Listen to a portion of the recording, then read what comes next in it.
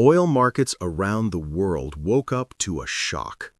In the early hours of the morning, the price of crude oil surged to $115 per barrel, not because of speculation alone, but because the global energy system suddenly looks fragile.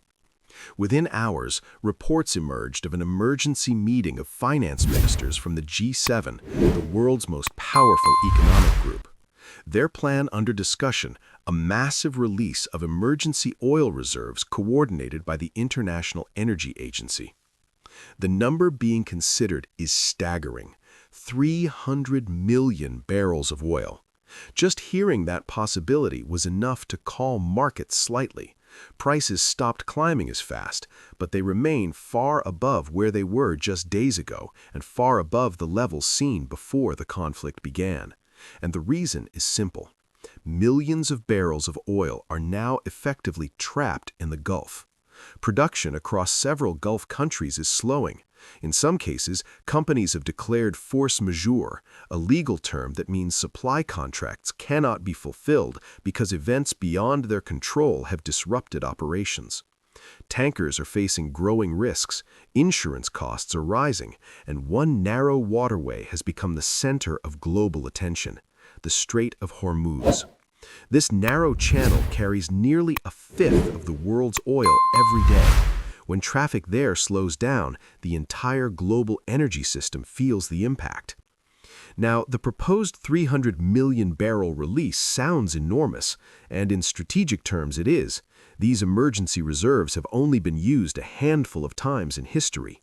But when compared to global demand, the numbers tell a different story. The world consumes around 104 million barrels of oil every single day. That means the entire release would equal less than 3 days of global consumption. In other words, it may slow the shock, but it cannot fully replace disrupted supply. And there are other complications. Not all governments may agree on the response. Protecting tanker traffic could require naval escorts. Insurance companies must decide whether ships can safely travel through a region where drones and missiles have been reported in the skies.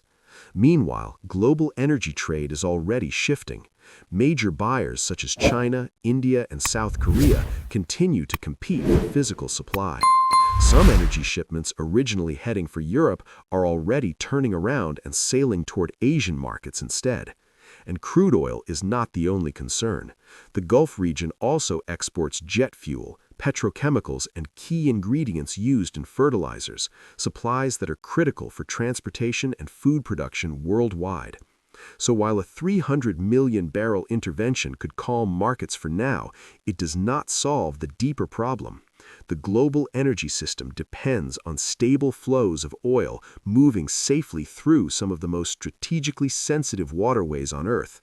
And when those flows are disrupted, even the largest emergency reserves in the world can only buy time.